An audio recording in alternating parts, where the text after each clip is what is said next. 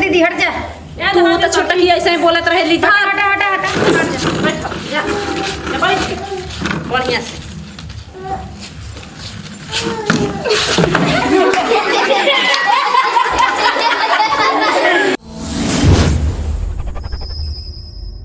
जी आवत नहीं हो दूल्हा जी गीत कहीं जा तब तंगे बैठ हो हे बो कुर्सी ना चुक आ जी ने दवा के याद बुला गई लते जा जी कहीं कहीं गई ढोल बाजे राजा मने आइए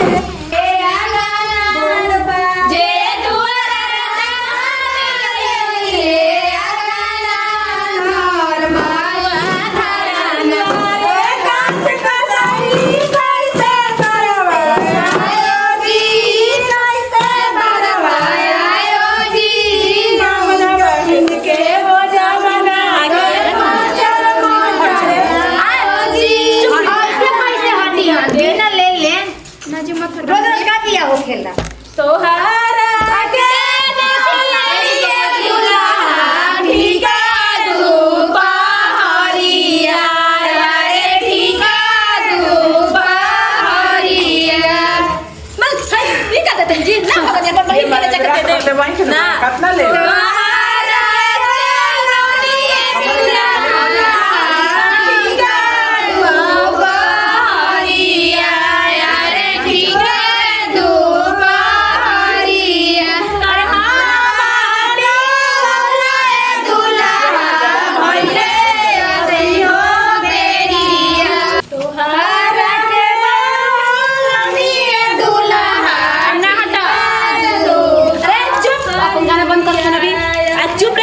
पहले हमर मुंड ऐसे गरम हो गइल हे तना तिलक दिहल बा 100 गो नोट देतन छिनछिला ले ली विदेश का पैसा विदेश में रहेलन हेतनी में कहता हेतना आदमी बन जब ये कहे गो त ना तो हमारे के रख ले जा हो जाए ले ली विदेश के पैसा तो नामे बाकी विदेश में रहत है होता ना पैसा देनी जे ऊ का हो गइल ये बताए चली हमरा खर्चा चला विदेश से हम ना हट जा दीदी हट जा। तू तो छोटा ही ऐसे ही बोलत रहे ली। हटा हटा हटा बैठ जा बैठ बढ़िया से।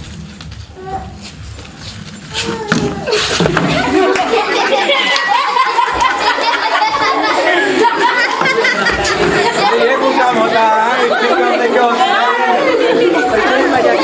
पीछे में बोले खतिया रहे पैसा दिए खति नहीं का मैं कमी नहीं हम ना लगलोगे बाजार में जाने ले लीजिए कोई जगह हम लागल रखना लागल करिया करिया गलिया जीजा जी पाउडर काहे ना लवानी अरे पाउडर काहे ना लवानी हमर बाली हसोए साली पाउडर के मरम ना लवानी पाउडर के मरम ना जाना पाउडर के मरम ना जाना ए ना लवा दीदिया पाउडर के साली पाउडर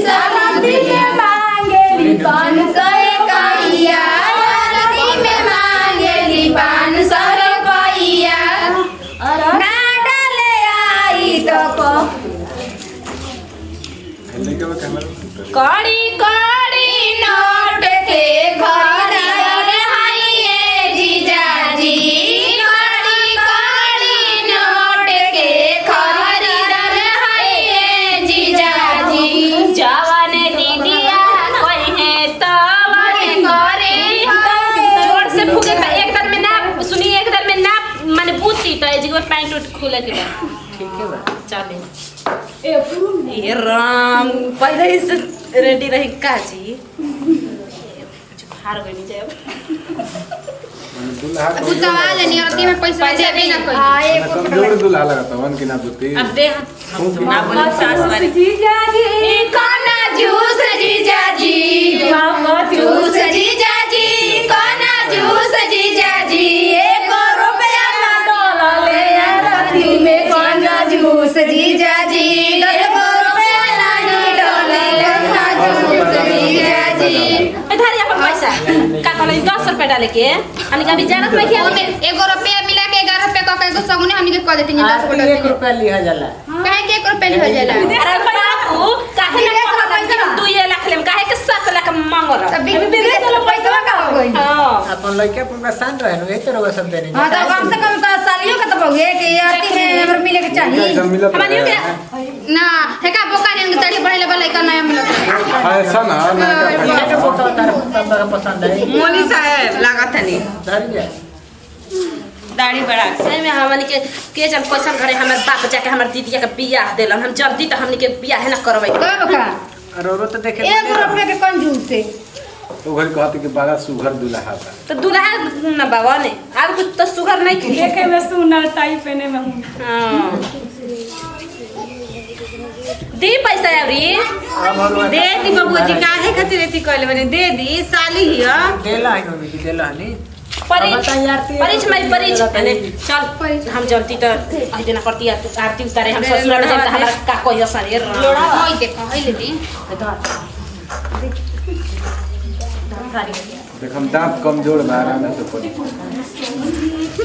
आइया से पर फूल बसैलिया धीरे धीरे अपना राम के परिचिया धीरे धीरे अपना राम के परिचिया धीरे धीरे सोने के थाली में बनफूल बसैलिया धीरे धीरे अपना राम के परिचिया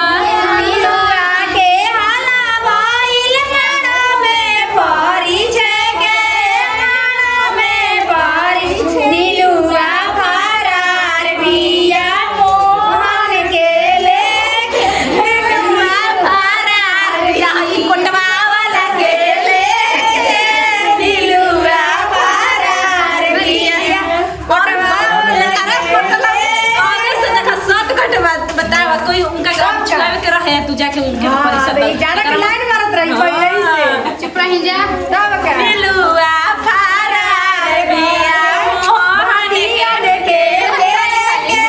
दिलुआ फरार बिया मोहनिया के लेके मारो में हला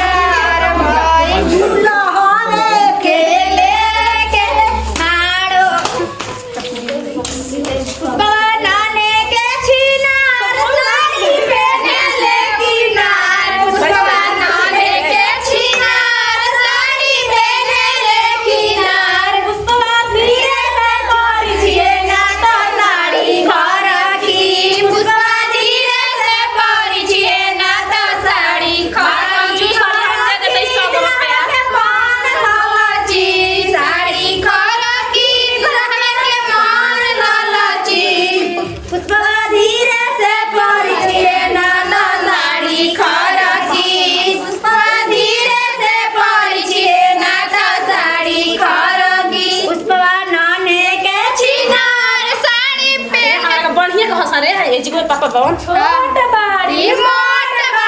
ओठ रंगले बाड़ी चिनलाए ससिया दुल्हाई है सरहरी चिनलाए ससिया दुल्हाई है सरहरी साला भाटी दाढ़ी बढ़ले नखए जीजाजी भरला सावा में इज्जत ले हाजी जीजाजी भरला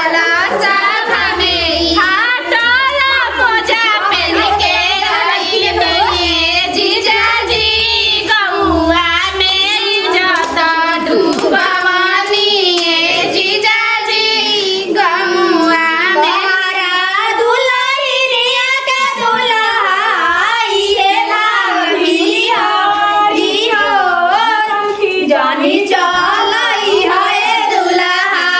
भैया खीसी आई है हो कहीं जानी चलई है दुल्हा भैया खीसी आई मम्मी जी भाई मम्मी जी ने गाड़ी सुनावे के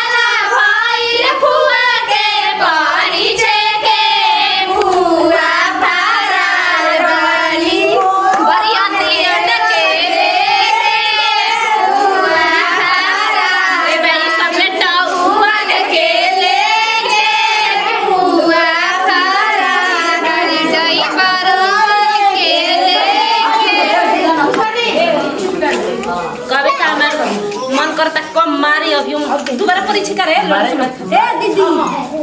मारे के मन पर ना हो गया हम तैयार हो गई छो दी अब कर दो जाओ अरे पता कर दे दी के ले लेवे के हमनी के फल्ली का वो पटियो ले लेवे के पड़े छे ना ना हमनी के लेवे ना हमनी के ऐसा ना जितना कंजूस है जा अपन अपने भी रखो घर कर देता तो पैसा पते हमनी के पैसा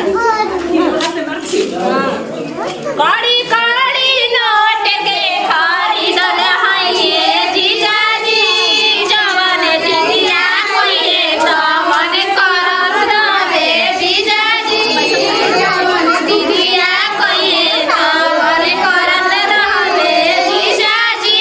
बरत ना हजे दीदिया खंधारत रहे जीजाजी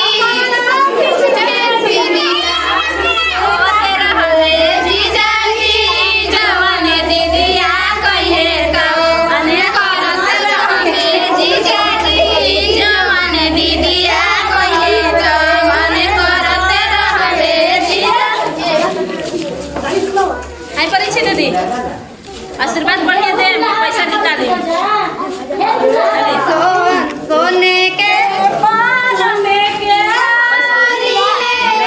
फूल का धइली राती धीरे धीरे अपना राम के परिचिया दादी धीरे धीरे अपना राम के परिचिया दादी धीरे धीरे पूछो दादी परी छेली पूछो देलिया सीसा पूछो दादी परी छेली पूछो देलिया सीसा पूछो दादी परी छेली पूछो दादी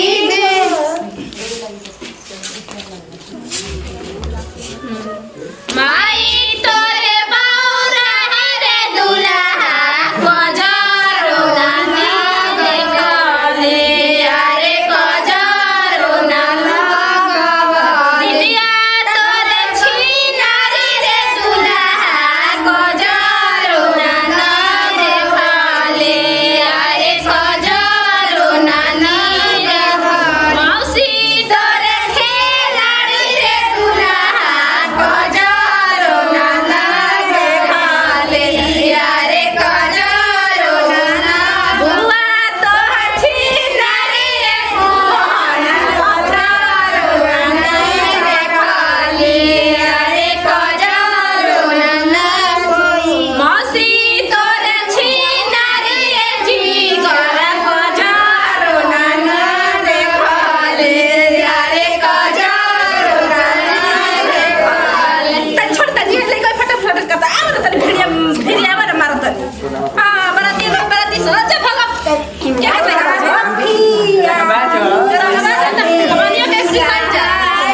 जिया